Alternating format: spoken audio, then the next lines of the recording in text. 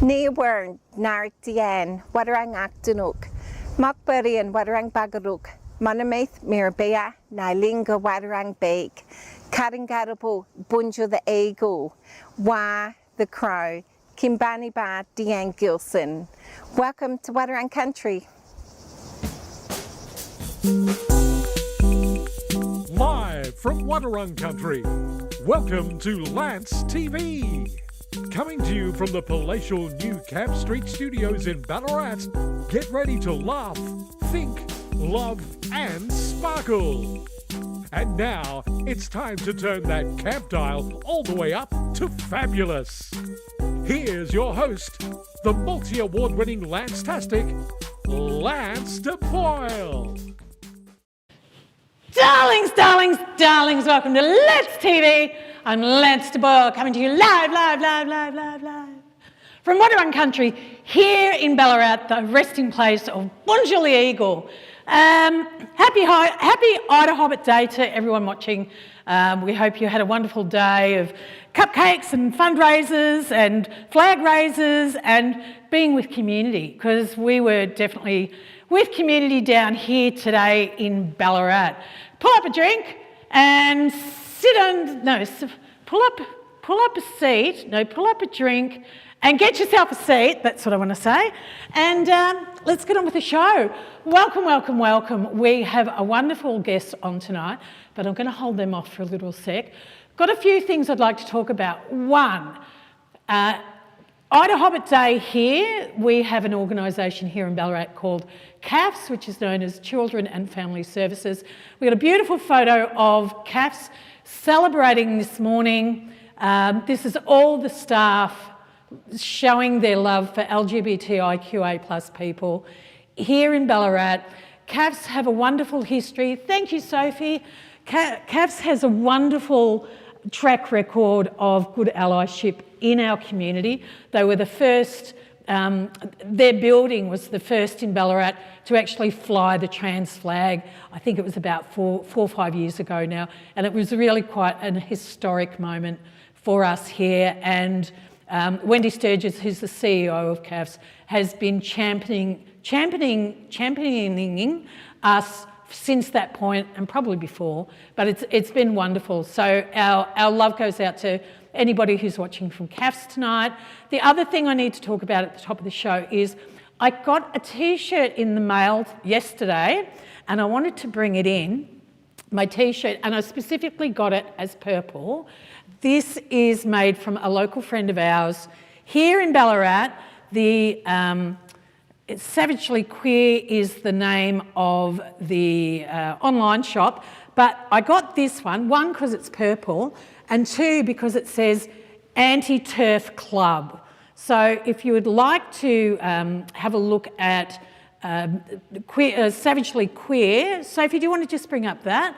There is an online shop that with a whole bunch of artworks, T-shirts, beanies, whole swag of things. But yes, I was quite moved. Thanks, Sophie. I was actually quite moved by the Anti-Turf Club logo. So that's the one I got. Fantastic. Now, I mentioned that we have a special guest on the show tonight, as we do every Friday night. And without further ado, let us present them to you. Please charge your glasses, clap, stand up, and be wonderful for the wonderful Daniel Lamech. Darling, how are you? Hello, darling. I'm well. Mwah, mwah. Oh, look at you. Please, pull up a seat. Oh, yes. Oh, who are you wearing, darling? Who are you wearing? Oh, this is Dracula clothing, which Fantastic. I think is a German brand, online store. Stunning. Boutique clothing. I very love them. Oh. Yes, I like to go for the gothic feel tonight, I felt. You're amazing. Look at you. You're just, I don't know, just looking at you is kind of like, oh, I don't know, like, can we just get the camera on Daniel that's your camera there, can you just, yeah. Well, I should hope so. It took me an hour to do my hair and makeup today, so I didn't have my team. There you go. Now, you're best known around these parts as quite the performer, musical theatre, burlesque. Oh, yes. Whole bunch of stuff. But you're not originally from here, are you? You're a blow-in from somewhere else, which we'll find out later. But thanks for coming on the show tonight. My pleasure. I have been chasing you for a number of years, I think 3 years now, and finally managed to sort of go, we've got a date, we can do this. So I'm really excited. I'm excited to be here. Fantastic. Did you find the place okay? I did. Well, I'm an old hat at Camp Street. I do. At Camp Street? Camp Street. Camp Yeah, Street? that's the one. I used to study here and used to go to Hyder Bar back in the day. Oh, notorious Hyder Bar. Yeah. Spent a lot of my queer youth here in Camp Street, so love it. Fantastic. Thank you for making the time to be on the show. We have a range of things we're going to do tonight. The first one of which, though, is a short segment, 5-minute piece, that our wonderful director, Dr. Sophie, puts together for us. And it is the Lance TV Artists Corner. And tonight is the very lovely, hi Toni, is Toni Louise. We'll be back right after this.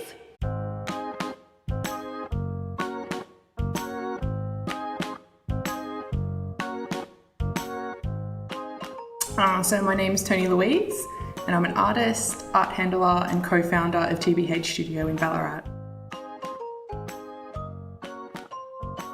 So I am a collage artist and printmaker. Through most of my Bachelor of Visual Arts and my honours, I did printmaking, but the love for collage has always been there. So they're the main two mediums I use.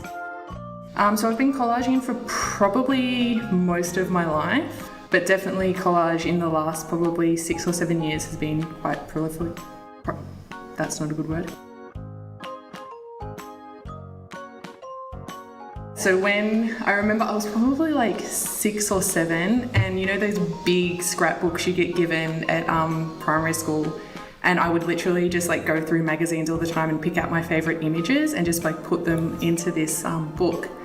And I didn't realise back then that that was like actually collage. I was just finding images that I really liked. So that was kind of where it started for me. One of the things that's really important in my creative practice is sustainability and reusing as much materials in my creative practice as possible. So reusing collage and magazine materials is really important to me because it saves it from going into landfill.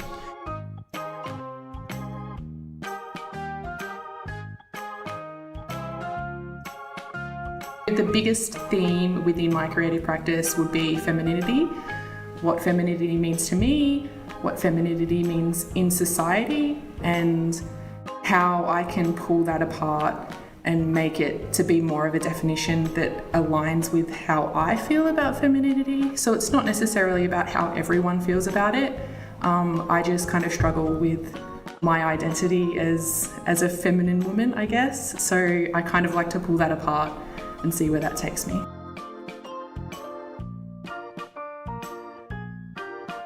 So probably my latest work, which is called Fragmented Femininity, which is a work that I specifically made for the National Works on Paper Prize. So that took me a long time to do. I worked on that for a few weeks, and I just coming back and forth with adding different elements to it. So that's a bit of a mixed media project. It started as collage and now it's got bits of tape on it, acrylic paint, pens, ink. Like it became like its own thing that exists. So TBH originally started as Hollywood Studio back in 2020. So that's the H in TBH, Holly. And when it came towards the end of her lease, I was like, well, why don't we start an art collective? So then that's kind of how TBH started, was, you know, a few artists getting together and wanting to do something for the creative local community in Ballarat. And we've just kind of grown from there. So we originally started as like a little gallery, and now we've evolved into an event space, a workshop space. We host art shows, have fit-in room exhibitions. We do a bit of everything down here. Yeah, so currently we're working on Ballarat Queer Stories down in TBH. So Ballarat Queer Stories is an art show in collaboration with Ballarat Heritage Festival, Ballarat Pride Month, and the City of Ballarat LGBTQIA plus committee, and we're working on an art show about the queer community telling stories through artwork. So for me, that's really important because I'm an art handler. That is my essentially full-time job. So being able to work on art shows and curate art shows is something that's always exciting for me. At the moment, I'm kind of a bit sombre with what's happening around Ballarat with the violence against women. So eventually, probably I'll do a whole series about that, because that's what happens in my creative practice quite a lot, is that events that happen around me influence the art I make. So a lot of the times I'll create like a body of work around those events. I know as an artist we always get creative block, but I think it's really important to keep creating. I'm a big believer in if art doesn't come out the way that I want it, I still keep it, because in the future I can always rework that work, I can destroy it if I really want to. So it's just about keep creating, because art is good for the soul.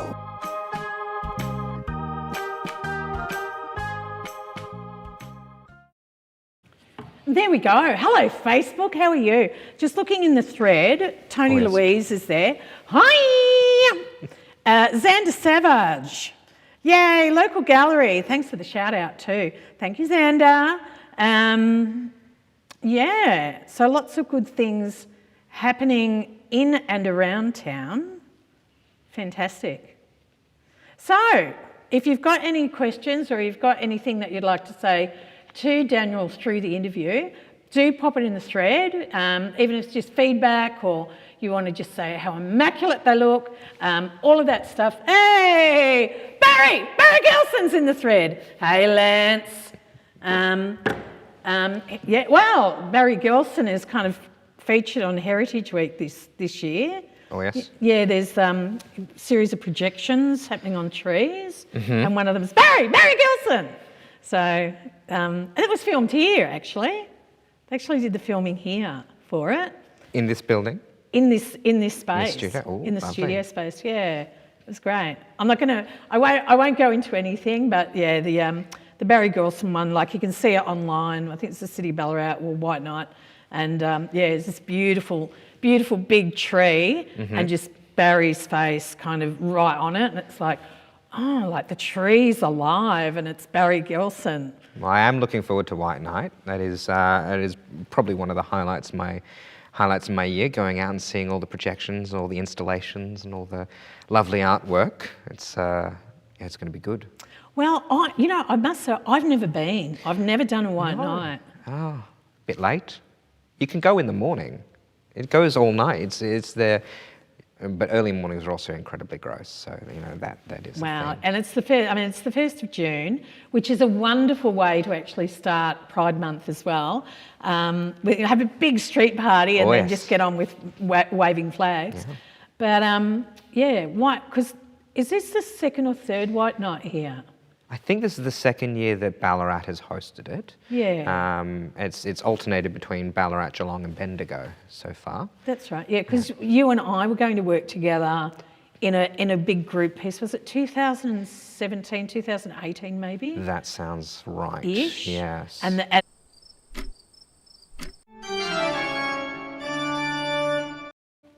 welcome back. You're watching Let's TV. I'm Lance de Boyle, and I'm sitting here with the lovely Daniel Lamech. Hello. Oh, look at you. You light up. You light up under the lights. It's funny that way.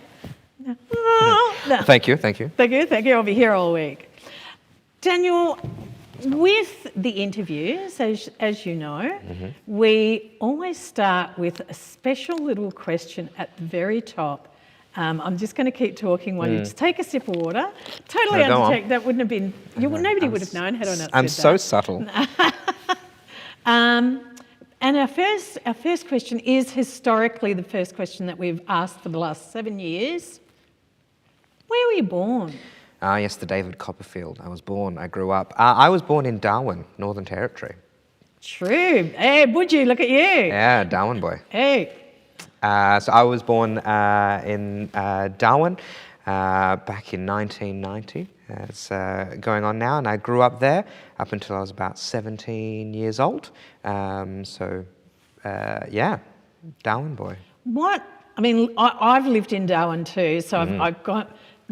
We figured out that Daniel and I would have been in Darwin at the same time, which is hilarious.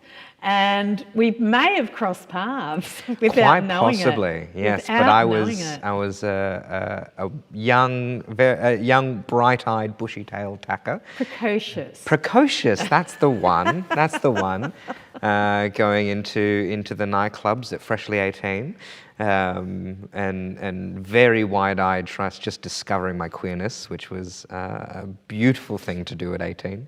Especially in Darwin too. Especially in Darwin. Darwin's pretty kind of cruisy in a lot of things. There's a lot of yucky stuff as well, but overall Darwin itself is pretty cruisy. We kind of acknowledged at the top of the show that you're one of Ballarat's creatives. Well, growing up in Darwin, being born in Darwin, what is your first memory of creativity? My first memory of creativity would probably be singing in the Darwin Youth and Children's Choir back then. So that was my big creative outlet. Was that I always loved singing. I was singing as soon as I could talk. 4 years old, my mum put me into the children's choir. I sang with them until I was about 15 when my voice broke. So it was a very long time of performing. That's my first and most vivid memory is singing in choir in the Darwin Youth and Children's Choir. Amazing. Is your family musical? My mum always wanted to be musical, and she's got a good ear, but she never did any training or anything like that. My dad is quite musical. He's a great singer, and he is a pretty decent saxophonist as well. I think had given up on a lot of that by the time I came around, but he still picks up the horn every now and again. He can still hold his own. Fantastic. And you were a fledgling saxophonist in your time too, weren't you? I was. I'd like to say I am, but I have definitely dropped out of practice. I learnt alto sax when I was in high school and did that up until I was about 19 or 20, and then sort of dropped off because I started to focus on my singing a bit more, stopped practicing, because it's very hard to sing and play saxophone at the same time. I can imagine that. La la da da da. Try and keep your lip in. Yeah, I tried to go for the Homer Simpson, the saxophone. It's just not the same. Or Jack Black with that ding ding ding ding ding ding. That's exactly right. But I can't think whether that's a saxophone boom or something. Yeah, the little kid's toy one. Yeah, totally. So you sang your little heart out to 15. Not sure what you did for a couple of years, but when you turned 18, as is the way in Darwin, you're either shipped off to go and study in Adelaide or you're shipped off to go and study in Perth. You ended up going to Perth and studying at Whopper, didn't you? I did, yes. So in Year 12, I was doing a lot of theatre and then found out about music theatre and realised that, that's something that I can combine acting and singing at the same time. Well, that sounds like a no-brainer. And at the time, Whopper was the thing that everyone was saying was the pinnacle of training, and I auditioned and got into the certificate course, which is a one-year music theatre certificate, trade. Fantastic training. I loved my time there, but it was also my first year out of home, and so everything was very new. Good stuff. So yes, fantastic. Went from Darwin to Perth, which was where the water, like the Indian Ocean. If you've never been to Western Australia, the Indian Ocean is an amazing sort of deep sapphire blue. I've spent like a month in Perth, in Applecross, and have seen the dolphins swimming up the Swan River. But I just remember seeing the Indian Ocean for the first time. It's like, this is not a colour of water I've seen before. No, different colour, it's just So stunning. Rottnest Island is, I very clearly can picture just the ocean and the sand and patting the little quokkas. Yeah, beautiful place. When you were, I don't know if it was when you were still at Whopper or it was a gig after, you were telling me a story about a wine boat? Yes, so while I was studying at Whopper, because I was freshly out of home, I was having to work while studying, which was always a bit of a struggle, and I managed to find a entertainer position on a wine boat, so I was performing for work, which was awesome for freshly 18 Daniel. And it was a wine boat called Captain Cook Cruises. So it tours around the wineries on the Swan River. And my job was to do the wine tastings and to talk about all the wines and be the host. And then on the way back into port, I would sing for about 15, 20 minutes and get everyone up and dancing and have a big party. And the goal was that everyone in the ports would see how much fun we were having so that they would want to book their cruises as well. Good little bit of marketing. That is sustainability. Yeah. Well thought out. We've left, everyone's quiet and sober, and come back and it's like... Well, it was all very, very sophisticated. You sit down, you'd have your little tastings, you'd do the swirl and the sniff, and you'd have your little sips, and everyone got wine with their dinners or lunches, depending on the time of day you were doing your tour. And then you got into the end, and it's just exactly right, big party. Everyone's like rocking on the boat because you're going over the river.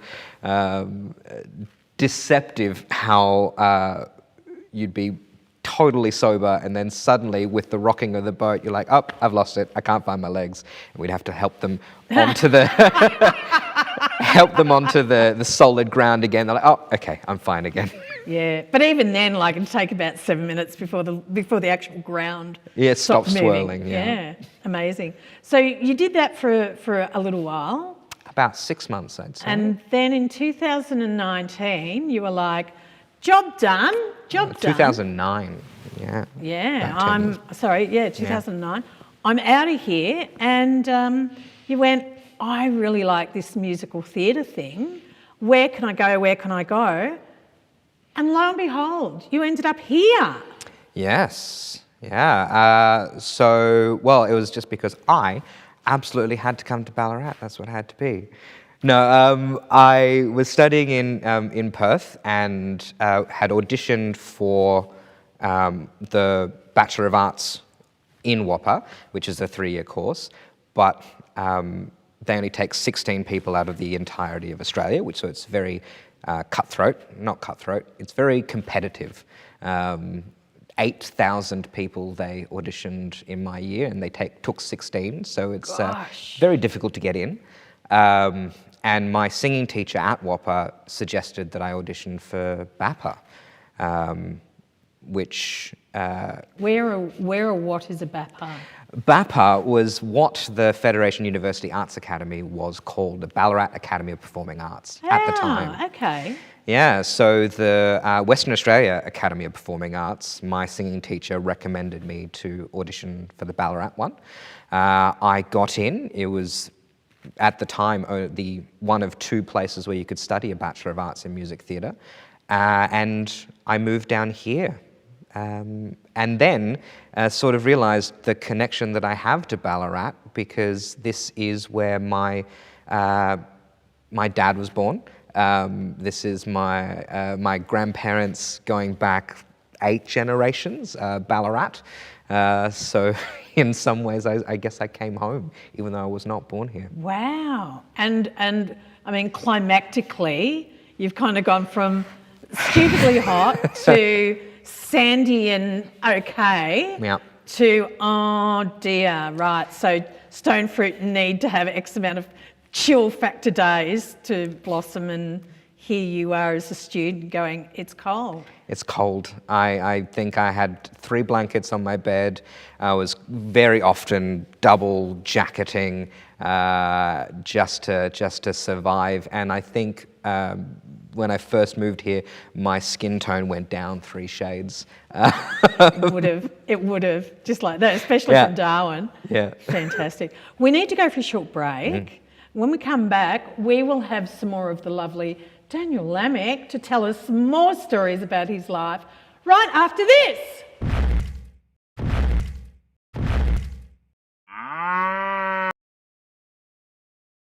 Welcome back. Facebook. I'm just looking in the thread. We can see no extra wordage there. So if you're still watching us, do drop something in the thread. Let us know that you're out there. That will be fantastic.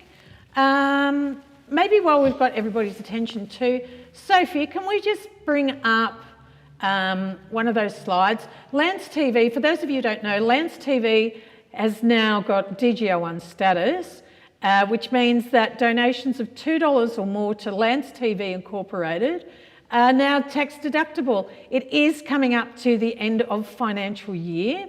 If you're enjoying what we do, this is a shot from our website, and there's some of what we do with community. There's some stuff happening in the background that we don't often talk about, but we work with community in ways of media and platforms for people to tell their own stories. So there it is. The bank details there are the Lance TV Incorporated gift account, Bank of Melbourne. But if you would like to find us, you can head over to www.lancetv.com.au and you'll be able to find that for yourself anyway. Thank you, Dr. Sophie. It's been really quite an exciting turn for us to be able to go. We've started as a little funny show in 2017, just on Facebook, and then in February 2020 we were incorporated and doing a show on Channel 31 and splitting the stream, and here we are today, a registered charity. A registered charity with tax deductible status. So, which means get out there, folks. You can be a philanthropist. Yeah, looking after community queers. This is fantastic. Oh, thank you. We might just take that and build that into the tag. We'll make an ad and just put that on the end. It's community queers. So if you'd like to support the work we're doing, we'd love to take your money, to put it crassly, I suppose. But yeah, it has been exciting days, and there's a whole bunch of stuff on the horizon for us, so we're pretty excited. And I thought I'd just take this moment to share with our loving community online, who are also regional people who kind of get it. So yeah.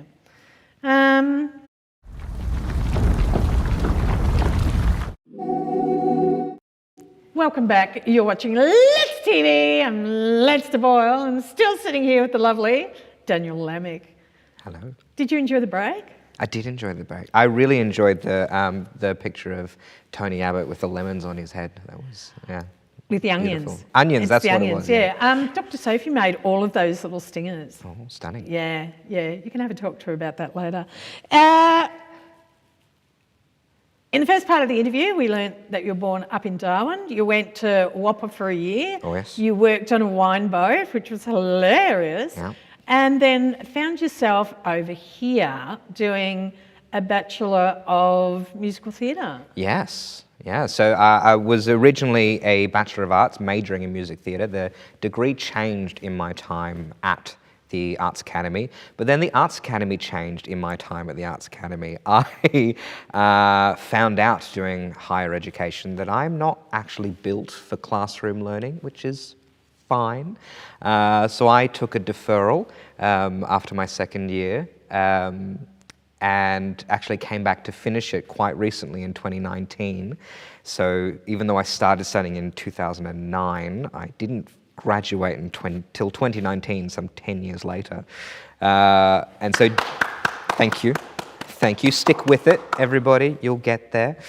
If I can do it, you can too.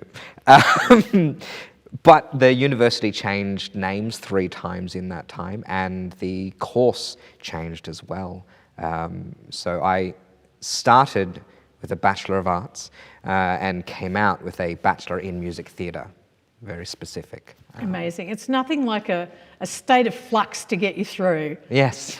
In this ever-changing world and where we live in. Well, it definitely teaches you to roll with it. Yeah. Well, and that's the industry, really, isn't it? You've got to be adaptable, yeah.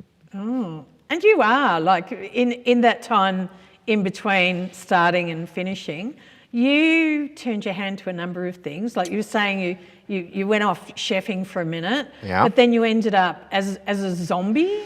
Yes, I spent most of a year doing being a professional zombie for a company called IRL Shooter. So they were essentially a live action video game. So you would come in as a SWAT team with laser guns, and you would shoot zombies which had lasers attached to their costumes and do missions. And the idea was that you got to play out a video game as you went through an abandoned warehouse in the middle of Melbourne. So I was one of those zombies, and it was an awesome gig. So IRL in real life. Yeah, IRL Shooter. Amazing. Do they still exist? I believe they did a different game after I left them. That would have, 10 years ago now. They did a werewolf game, but I'm not sure that they still exist. Yeah, sounds like something really super interesting. From there, you turned your hand to community arts. I did, so I was still living in Ballarat at the time, and while I was here, I did a production of Hairspray with Lyric Theatre. She's got roaches in her hair. Yeah, lovely show. A lovely show. I do love that show.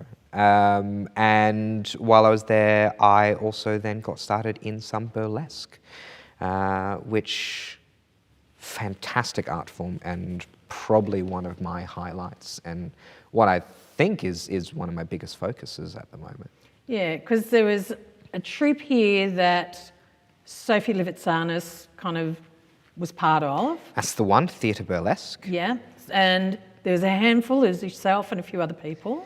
Yes, I believe it started with a group called Entertainers Anonymous, which were a few performers, I want to say 6 in their troupe, and they would occasionally bring in a few other people to fill out the show. And I was one of those people. I was asked to come in to sing a couple of crooner numbers, which I did, and then tried my hand at hosting a couple of shows. Did a bit of drag. That's where I started to explore my boylesque. And a bit of gender fuckery was what I like to affectionately call it. With all of that too, you actually have a persona called Jagaraj. I do. Was that the point where Jagaraj started to come to the fore? Absolutely. Well, Jagaraj was what I put out as my stage name at the time, because that is actually my middle name. Oh. Yeah. Where does it come from? Jagaraj is... Excuse me. No, that's fine. Tamuli. So it is Tamil, which is my mother's heritage. And in the Tamil language, I believe, and this is what she always taught me, that it was translated to Unstoppable King, which I thought was just... Heaven. Yeah. How can you not take that as a stage name? Yeah, absolutely. Yeah, which is And why Raj, because Raj is the king part. Raj is king, yeah. Yeah, right. Look at me suddenly picking up on a foreign language. Look at that language, yeah. Thank you, Hollywood. Yes, so Jagaraj is my stage name, and that's where my social media, Jagaraj Theatre, and hopefully down the track be my little company that I can be doing things under. That's what I'm registered as. Yeah, amazing. So creating burlesque in a regional area would look quite different to burlesque being created in an urban space. Do you want to talk to us about that? Sure. Well, I think the biggest difference would be that there's less awareness of burlesque. There's a lot of education that went into my spiel as a performer, as the host would be to explain a bit of the background, a bit of the reasoning behind it. And our shows were very different in that way, because when you don't know what you're coming to with the burlesque show, you can't just put it all out there.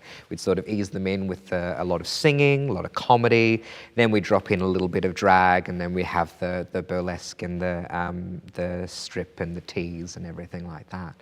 So it's more of a let us educate you. Absolutely, and Gypsy Rose Lee would be the perfect example of what I would explain during the shows. And our shows were very much in that early style of vaudeville and variety shows. So, which I think is slightly different than a lot of the Melbourne shows that I've seen, which is entirely burlesque and strip. Which is amazing if you know that's what you're going for. But unfortunately, a lot of our audience did not know that, and we didn't want to shock them too much.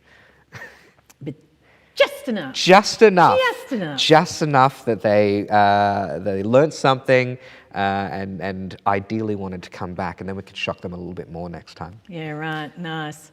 Red Mill Productions, was that it? Red Mill Theatre Incorporated. No, that's all right. Red Mill Productions was originally what we started out as. So a few of the performers that I have worked with around Ballarat, we did a show through the Ballarat Heritage Festival under Red Mill Productions. And then it went really well. We were very happy working together, and we decided we wanted to incorporate. And so we became an incorporated association, but we became Red Mill Theatre because we didn't want to just be burlesque. We wanted to do a bit of everything. Nice. And one of your more infamous performances had you stripping, but also drinking a bottle of whiskey. Yes, that was probably one of my earlier numbers, which I've kept going because it always got great reviews, where I would put on a 50s, 60s song, Rum and Coca-Cola, the Andrews Sisters. Yeah, right. And I would tip up a bottle of rum, and I would drink it no-handed while stripping the entire time. And everyone would always come up to me, and they were so impressed that I was able to drink that much alcohol and not fall over, and that I was able to drink it so quickly during a 3-minute song, and always very surprised when I tell them, no, I'm not actually drinking an entire bottle of rum, because then I would need my stomach pumped. I am drinking iced tea, because the illusion of theatre. Yes, the magic of theatre. Yeah. You know, I mean, we don't even really exist. We're really just virtual entities. No, I'm all AI at the moment. Yeah. More A or more I? More A. Yeah. Yeah. There's very little I going on. Yeah, yeah. I didn't want to be the one to say. Yeah. So with you developing, you know, an act or a number or a piece, what sort of process do you go to? For the most part, I always went with music first. I would listen to different songs. I would find something that jumped out at me for any particular way. Either I like the feel of that one, or I like the lyrics of this one, or this one's really bouncy, and decide, oh, well, I could do this to that. And usually my creative juices would start flowing from there. I'd get my inspiration, I'd get out my mood board and start brainstorming and figure out, okay, well, for example, rum and Coca-Cola, what can I do with a bottle of rum? My party trick is that I can drink quite a lot very quickly. So I decided I wanted to put something in with that. You're amazing. That's hilarious. Thank you. We're going to go for a short break. Yeah. And when we come back, we're going to learn more of the secret stories of Daniel Lamech right after this. Liftoff. We have a liftoff.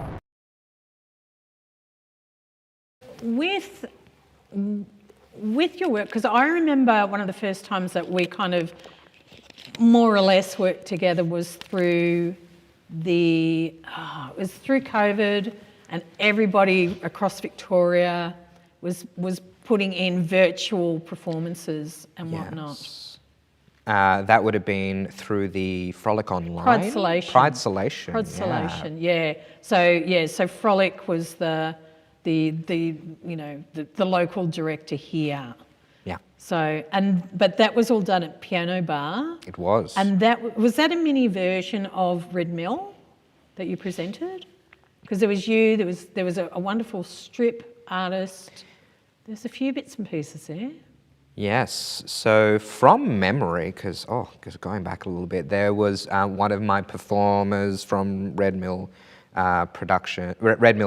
You got me going. Yeah. Thank me later.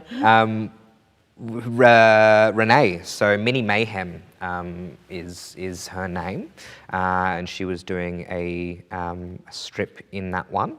And I think there were a couple of other performers who didn't have an affiliation with me, but I was hosting that one. I was asked to host it. Yeah, you belted out a number at the bar and I sort of go, did. now here's the next person. And Yeah, that was great. Yeah, it was a good one. Very interesting. That was my first time performing online, I think, and doing something live like we are today. And bizarre at first. It's a very different beast, but I enjoyed it. Yeah, well, I mean, from our point of view, like we pulled together, like we did 80 hours of editing, all the visual, all the audio, going through everything and making artworks to thread everything together for 7.5 hours of isolation from artists and communities right across Victoria. So, but I specifically remember looking, going, who is this person? And you also featured in the Federation Uni What a Wonderful World film clip that went out for the Yes campaign. Oh yes, yeah, That was amazing. That brought everyone to tears. Beautiful one. Yes, I cried during the production of it, and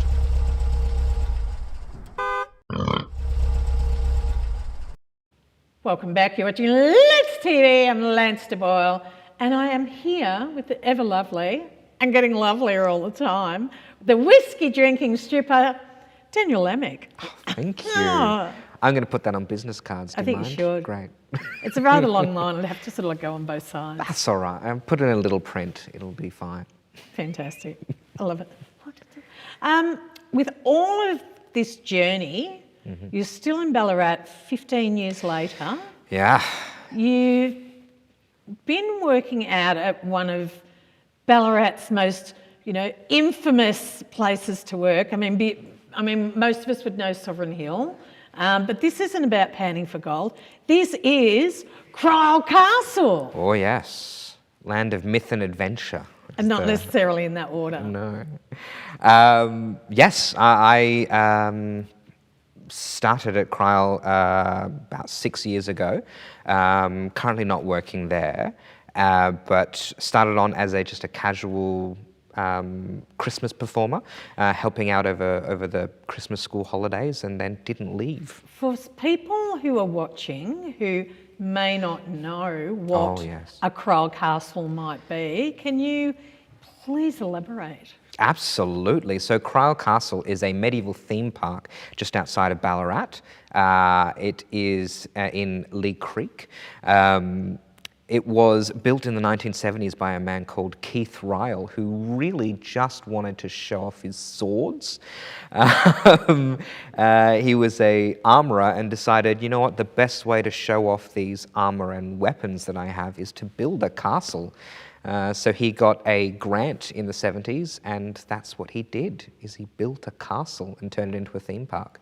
Is it true that the masonry, all the bricks and whatnot, is it true that it actually came from Scotland, or was it more local? Or was that an urban legend? I'm pretty sure that's an urban legend. No, I have not heard anything about that in my research about the place, or about any, and none of the employees have mentioned as much.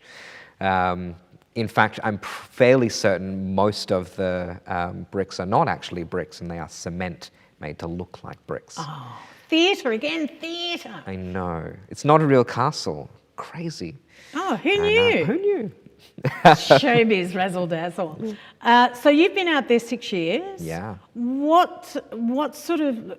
I mean, you got into waving swords around for a while. Yeah, well, that's when I started. I was trained up to teach young children how to sword fight with foam weapons, and so I had a very quick crash course in how to hold a sword and not hurt people with them too badly, because it is generally frowned upon to hit the children too hard, especially in a children's theme park. But it was a lot of fun, lots of dress-ups all the time. So again, it was more performing, and I loved that. And then I learned how to be the wizard in the tower, and then slowly picked up more and more different sections as part of the performance team. Is that we did a little bit of everything. So birthday parties, wizard, I performed in the shows, learned how to sword fight, axe throw, archery, a lot of combat stuff. Learned a little bit about riding horses. Yeah, I don't like horses and they don't like me, but that's Wow. okay. Sometimes it might take, just go back in 10 years, you'll be fine. But all those swords and what they use there, like that's got a lot of weight. You'd have to have pretty strong wrists to do all what you need to do. The foam ones that we give the children, not so much. We Sure. didn't give them the metal ones because that would have been an insurance claim waiting to happen. But we do use the metal ones in a few of our shows.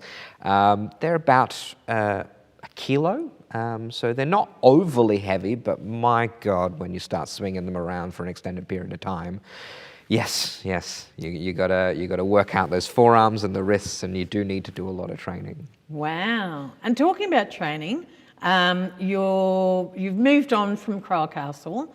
You're looking at doing some training regarding combat sort of stuff. Tell us about that. Yes, so for the last couple of years, and what I hope to move into now, I've been learning stage combat with a company in Melbourne called Captivate Action. So stage combat is essentially simulated fighting for stage and screen. So it's all of the fighting without any of the actual injuries. It's like wrestling. A lot like wrestling. It's a lot of planned and choreographed moves that are made to look as realistic as possible without someone actually taking a sword to the face. Amazing. Yeah. Look at you. Do you reckon that's the path into industry?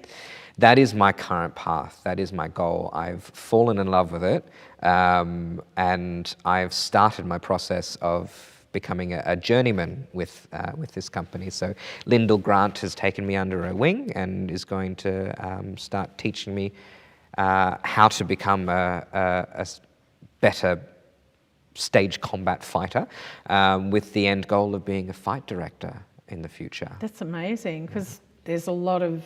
Is there a lot of call for that? There is. So this is not just sword fighting, though that is a lot of it, and I do enjoy it, but anything from a slap to a fist fight to a sword fight to any staged violence that happens on stage should ideally have a fight director, so they can teach you how to do it safely and convincingly. So there are lots of theatre happening all the time, lots of film and TV productions happening, and all of which requires someone keeping everyone safe and making the show look good. And you can sing at them at the same time. I can.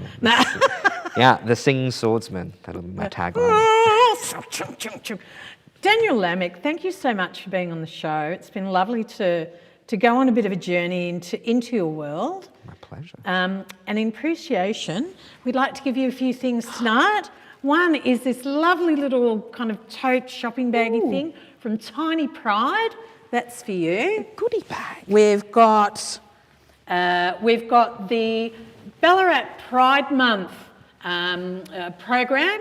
So there's 44 things happening over June here in Ballarat. Oh. I've had it on good authority, there's now 45. Oh my. I'd also like to give you this Festival of Australian Queer Theatre Handbook.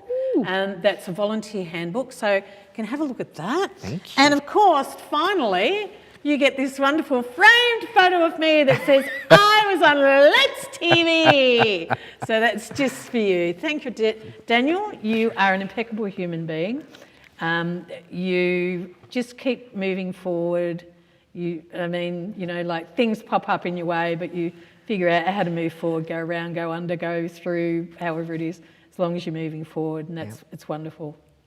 onwards and upwards. It's the only way. That's right.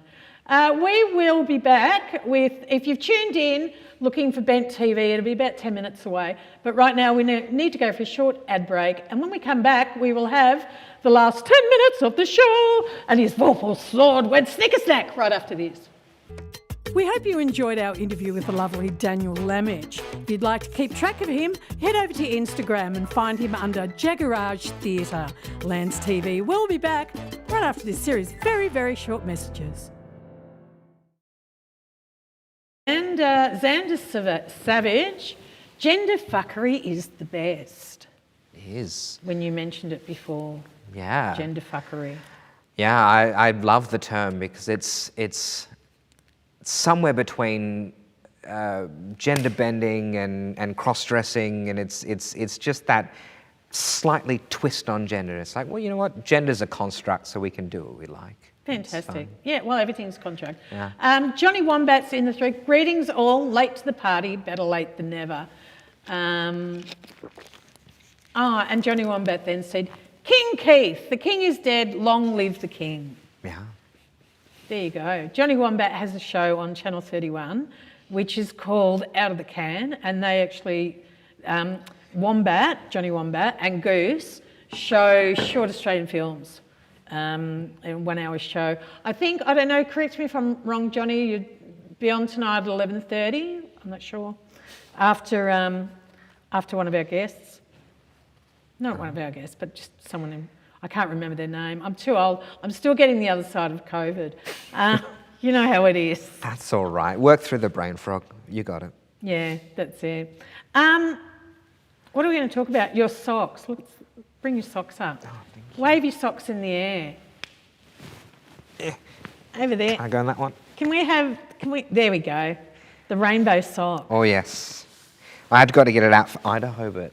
Yeah, and plus, they're my happy socks. They make me happy. Fantastic. Yeah. I like wearing them, particularly on any of the Pride days if I'm going out for a Pride event, but I just wear them under my blacks because it makes me happy. They A bit peek of pop of out colour. at people. They do. Peek out at people and go, queer! Yeah. How do you feel about the word queer? I love it. It is how I self-identify because I never really fit any of the other ones. So I'm like, you know what, queer, it's a nice umbrella term, works for everything. Yeah, because there's a bit of conversation happening, you know, in broader areas where some people take umbrage to it, other people go, no, that's my identity, and so, you know, like, and what does the Q in LGBTIQA+ represent? What is, you know, questioning, queer? I think You're watching Lance TV and it's time for All Over the Shop. Well, let's start off with Art Talk at the Old Glen Lyon Shire Hall tomorrow from 9 till about 1 o'clock. That's out at Radical Fields at the Old Glen Lyon Shire. Tomorrow is the 2024 Ballarat Tweed Ride. That's on Dawson Street South. And of course, it's Heritage Week here in Ballarat. Our Australasian tour of Nan Golden, the artist, with Irene Holub, I'm going to say, on Sunday between 1 and 3:30, and that's an Auslan-based event. Ballarat Library on Wednesday the 22nd at about 10 o'clock is sowing squares for school trees, and that's part of the Ballarat yarn bombing project. On the 24th of May from 7 o'clock is the 30th annual Buninyong Film Festival, and that's at Buninyong Town Hall. The 2nd of June, Happy Pride Month, Community Olive Harvest happening at 333 Gilly Street North in Wendouree, and that's from 10 till midday. On the 1st of June, Ross over there at Southwest asked me to say Tash York is having a happy hour as part of their Pride celebrations. On the 21st of July, Blossom Deary, Dear Blossom, the Songs of Blossom Deary, and that's at the Paris Cat Jazz Club on the 21st. And on the 16th of August, the Bendigo Writers Festival at the Capitol in Bendigo. That's 9 o'clock on the 16th of August through to 3 o'clock on the 18th. On the 14th of November, that's a Thursday, Bacchus Marsh Strawberry and Cherry Festival on Main Street, Bacchus Marsh, and that's at 5 o'clock. And on the 14th and the 15th of December is the Melbourne Oddities and Curiosities Expo 2024, and that's at the Melbourne Showgrounds. And finally, Sunday the 2nd of February, Midsummer Pride March 2025. It's a free event at Fitzroy Street, St Kilda. And who doesn't love a good queer pride march? It's me and Breezy. Hi! It's Breezy, enjoying the interview as well. And I hope you all have been enjoying the show. At the top of the show, I actually talked about it being Ida Hobbit Day today. Yeah. Happy Ida Hobbit Day to you. Happy Ida Hobbit. Talk to us about what Ida Hobbit means for you. Oh, so Ida Hobbit means to me, well, I am proudly bisexual. Thank you. But Ida Hobbit is a day where I can, I guess, embrace and revel in my sexuality. There've been a few times where I've publicly posted on Facebook and my channels of the privilege that I have to be openly queer, and to say to young other queer people, of those in the alphabet sandwich, as some of my friends like to call it, the acronym, the LGBTQIQA plus variety, that you don't have to come out if you don't want to, but also you can, and it's up to you to do that when and if you are able, and eventually you will find your people that you can be yourself with. And I'm lucky to have found a beautiful community here in Ballarat where I can be my truest self, and that's awesome. And so I like to just put that out there every now and again, just to remind everyone that, hey, it's okay. And also, I got you. Yeah. Nice, because our community is probably not as supportive as we could be of bisexual people. There's a lot of bi-erasure, there's, the slurs on, oh, well, if you are bisexual and you marry somebody of that gender, therefore you stop being bisexual. There's kind of all these parameters that bisexual people need to dance in that other members of the flag-waving community don't. Absolutely. There seem to be a lot of rules and gatekeeping for bisexuality, which there doesn't for anyone of the homosexual variety. In that, if you're dating a man, then, well, you're gay, and if you're dating a woman, or if you're dating someone of the same gender, then you're gay, and if you're dating someone of the opposite gender, well, you're straight now.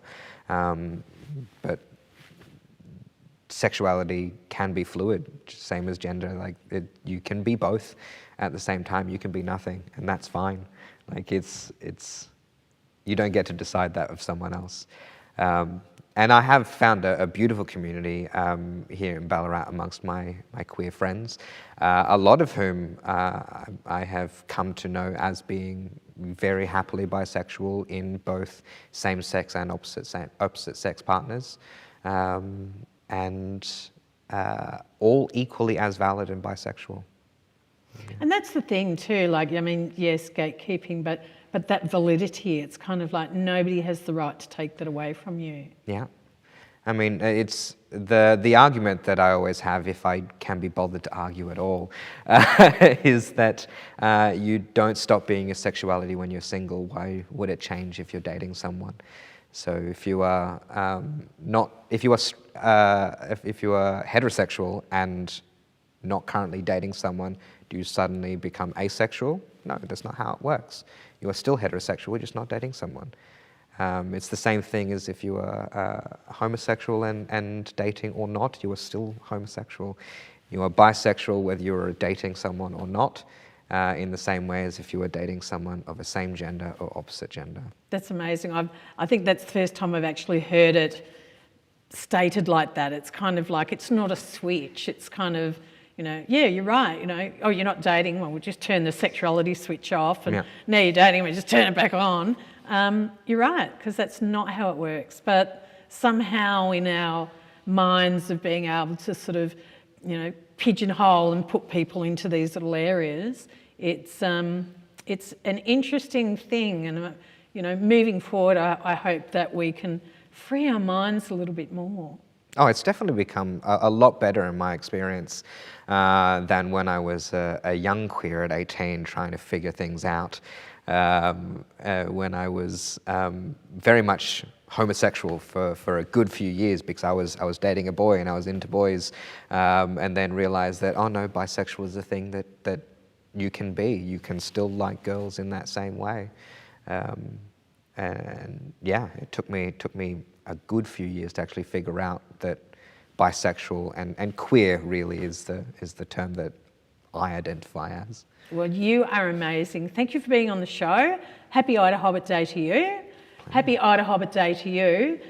We will see you again next week with a brand new guest, having a new conversation. Thanks for tuning in. And if you can be anything in the world today, be kind. See you next week. Thanks for watching Lance TV. We'll be back same time next week.